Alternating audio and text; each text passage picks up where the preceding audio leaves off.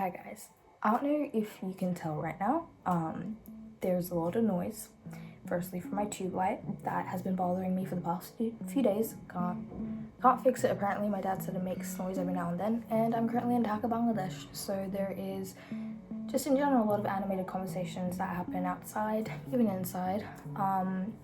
Even though I've missed it for the past 2 years, just right now I don't really want it. Today's video is quite literally out of my element because normally I film vlogs about my boring life, but this video topic is something that I've been gravitating towards for the past couple of months because I love hearing people's opinions about it, and I essentially wanted to do my own little spin on it. So for today's video, it's about things that I find chic.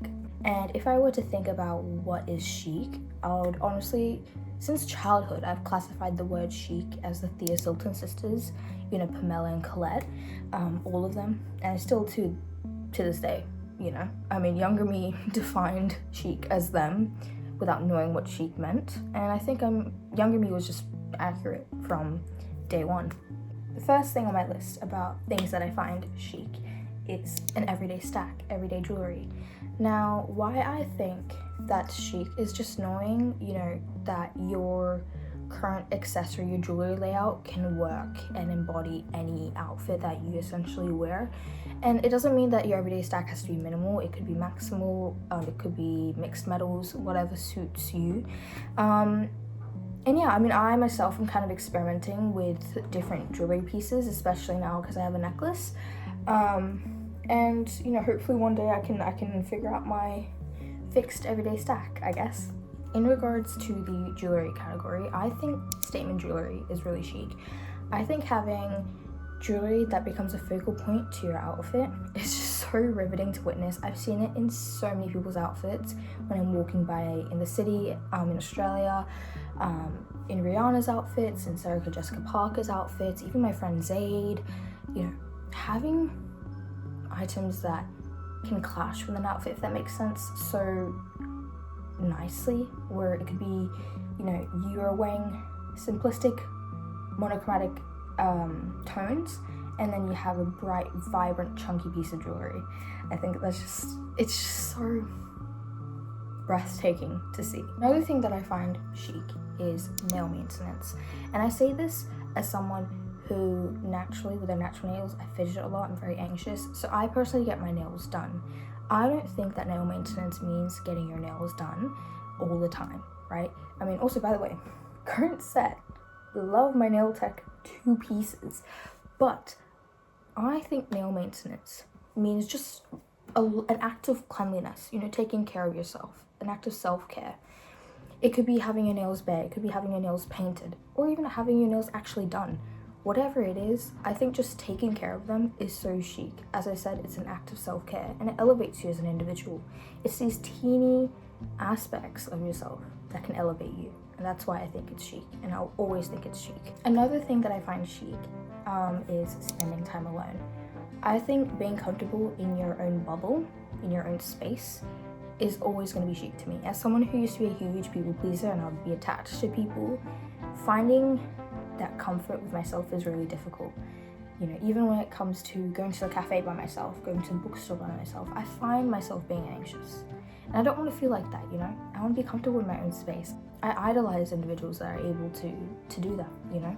I have a friend who, you know, visits various cafes, new cafes, and, you know, she spends her time just chilling there by herself. And I am always in awe of whenever I hear a new adventure to a new cafe in Sydney. Another one which I think is quite literally a reoccurring point in people's lists for this video topic is reading. Reading in general has a lot of cognitive benefits and academic benefits, but I think it's chic because firstly, reading for me, you know, expands my imagination and expands my creative flow. And I think in general, even if it's not fictional books, reading non-fiction is beneficial in a way for advice, for self-improvement, and I think it's good rather than doom scrolling. And reading doesn't mean you have to read a physical book. It could always be, you know, reading on a Kindle, reading on your phone, even reading a bloody newspaper, for goodness sakes. Speaking of books, I just want to show you guys my current read so far, and that is The Virgin Suicides by Jeffrey Eugenides.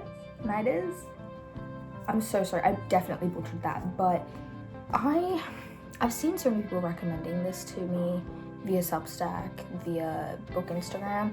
I don't really trust book Instagram because sometimes I think they recommend a lot of overrated books, but I've just seen a lot of people, even on Goodreads, recommend it, so I wanted to just give it a read, and wow, that's all I can say so far, and I'm only in chapter 2, so wow.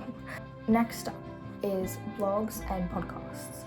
I find it chic, I don't know why, but I find blogs chic because it's just people kind of in their own personal bubble, their own personal web of kind of expressing their interest on something, whether it's recipes, poems, life, coming of age, even there's even debates on kind of the global issues in the world as well, and I just find it so mesmerizing and riveting and kind of inspirational in a way for blogs, because people have the free will to really just express themselves that way, and I love it so much. I mainly get these blog aspects via Substack, which is one of my favorite apps. I myself am trying to figure out what I want to post there. So far I've posted stuff that I personally may not look back into, if that's the correct way to say it, because it's a bit cheesy, I would say, and I was in an interesting place at that time. Furthermore, podcasts, I find that really chic, I think, as another source of listening other than music in a way, and I think it's a great form of advice as well. There's a lot of podcasts that are firstly for entertainment reasons, such as The Basement Yard or Unfiltered, but I personally really enjoy so far Emma Chamberlain Anything Goes podcast. I love her podcast because it is, for me, so beneficial and so needed in regards to young adults. For me, who I feel so displaced in society right now and kind of lost in kind of this new stage of adulthood. I think listening to her podcasts makes me feel slowly at ease and feeling like I'm not alone. She expresses so many points that I always kind of have swelling in my head, so it calms me a little and keeps me grounded in a way. And another podcast that I really like is Difficultish, that's hosted by Mahua and Mashnoon. They're Bengali American hosts, and I love them because, coming from a South Asian background, they have advice for financial freedom and independence, and how to go about independence, or how to go about kind of living the life as a South Asian living in America or any other country, and kind of gaining confidence as an individual. I think is just really important, and that's why I love listening to them so much. I actually felt motivated to film these vlogs because of Mahua. Next up is simple and light makeup. Now, I think this used to be a trend, I don't know. I feel like I saw this being a trend somewhere on TikTok maybe. I find simple/light makeup chic. As someone who used to wear a lot of heavy makeup when I was younger, having a bit of an identity crisis with makeup, I realized that you don't have to really go all out, and it's not bad that if you do. I generally find people that go all out with makeup and they look amazing, magnificent. I find light and simple makeup more my preference, as I think it accentuates certain facial structures. Sometimes minimal is better for some people, but that doesn't mean you can't go for like a bold lip, But I don't know, I don't really like heavy makeup anymore. I think it really, pulls my face down. That's just a personal preference, and again, this is my own personal list, so you don't have to really agree with me on this. Next up is watches. Now, I love watches as an accessory, first of all, but I mainly like watches for its function. I used to own a watch. I used to have a vintage watch. It had a black band. It was cheap. Don't know if it was legit or not, whatever. It broke, so that's why I don't really have it anymore. But when I did, I loved that whenever I wanted to check the time, I just had to look at my wrist. I didn't have to pull up my phone. but since it broke, I have to rely on my phone and constantly pull out my phone to check the time. And I honestly miss seeing people checking the time via their watch rather than a device. There's a form of beauty with checking with checking the time on your watch. I don't know what it is. I don't know how to explain it. It's something that I've just kind of had a little interest in. I don't really know. I'm really bad at explaining things if you can't tell. And furthermore, speaking of watches, I'm actually saving up to get the Gucci Bezels, the changeable rims, hopefully, and then maybe the Kismet Reserve watches by Mina Hassan, because I love her watches so much, it's just crazy. Another thing that I love is having an everyday journal, and I'm someone who has recently gotten into it. I think it's great, especially when you want to write about so many things or you get new ideas. Rather than jotting it down on notes, I think it's just great to physically write it down somewhere. Because I think sometimes when you write it on your notes, you either can delete it by accident or you forget its purpose. Well, writing it down physically, you can brainstorm it more. I don't know, you could write anything on an everyday journal. You know, it could be tallying something, it could be writing a list, it could be writing a little quote that you found out from a street sign or something. I don't know. But I just love having a book in my bag, like an everyday journal. Another thing that I find super chic that kind of falls under the self-care category is having a skincare routine. I'll always find that chic. You're taking care of yourself, you're taking care of your skin. I'm someone who's still trying to work on that because my skin, like taking care of my skin is kind of, it's really important to me, but I don't really know how to take care of myself that way. You know, I've tried products, I've asked people. I feel like I'm being misguided, so I don't really know. I'm trying new products by myself and I'm seeing how it goes, but hopefully I can find the best products for my skin in the future, hopefully.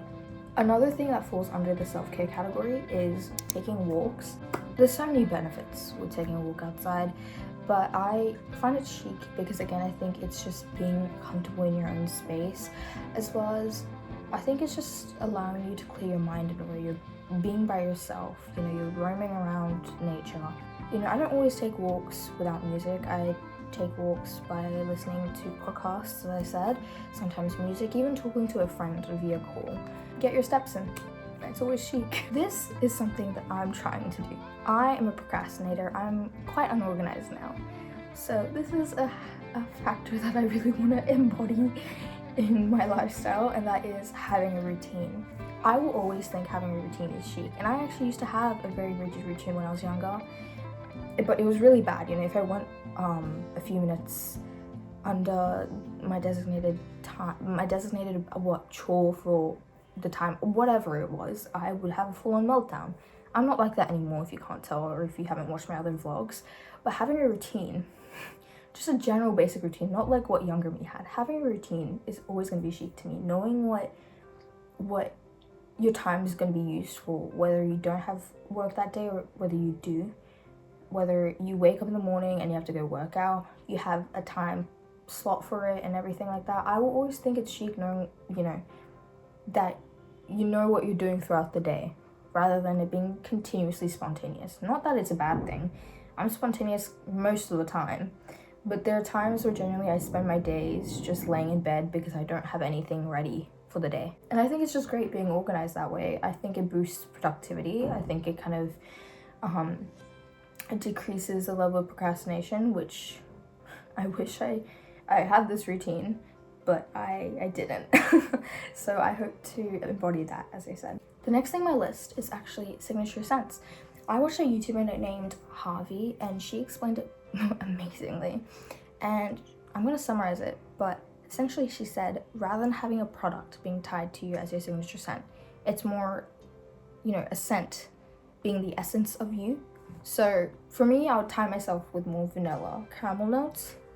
I'll tie my friend with more fruity and floral notes.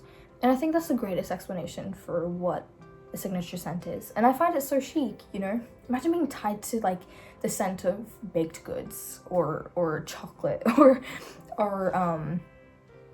fruits or whatever, you know? I will always think having a scent being chic, you know? I think it allows you to embody it. I think it allows you to have a certain freshness within you in a way, you know, rather than smelling musky and dusty. The next thing I have on my list is a bit cheesy, but I will always think it's chic is having a good set of friends. Now, I find it chic because I've went through so many friendships in my life that have made me feel the worst, made me feel disregarded, sad, depressed. And, you know, I've made a good set of friends now that have made me, you know, the better version of myself, made me feel greater, made me feel worthy. And, you know, they're so supportive. All my friends are so supportive with this little channel that I've been doing. You know, with my little schoolies trip that I did recently, all the friends that were there, you know, they would help me film little bits for my vlogs. They'd be like, oh, you know, get this in the shot, Amelia, and everything like that. And I don't know, it just made me feel really happy that they were so supportive of something that's not even big, you know? It's just my only little hobby, I guess. So having friends like that, I think it's so chic, and I'm forever grateful for them. So I love you guys so much if you're watching. Okay, the last thing that I find chic is patterns, and I really enjoy patterns such as stripes, the fisherman sweaters, the grandpa sweaters. I'm really drawn to those. I think it's because culturally for South Asian attire, there's a lot of patterns in it, and I've always been wearing it, I've been drawn to it, and I think I've been trying to find something that's compatible with that in a way. I don't know, I find it really hard to find pattern items, whether it's jumpers or dresses or skirts that really tie to my fashion sense, fashion style, if you will. Especially in Australia, I have honestly struggled so much to find really decent patterns. It's more solid colors. Not that it's a bad thing, you know, I do own some. Currently I'm wearing one, as you can tell, but I would really like seeing, you know, some cute striped jumpers, or, you know, the fisherman sweaters every now and then. But obviously I'm not going to see it now because it's not winter over there, but it wouldn't hurt to see a few, you know. That's it for my list. I hope you guys enjoyed my little tangent. Please let me know what you think and if I should continue these type of videos, and I hope to see you soon. Bye.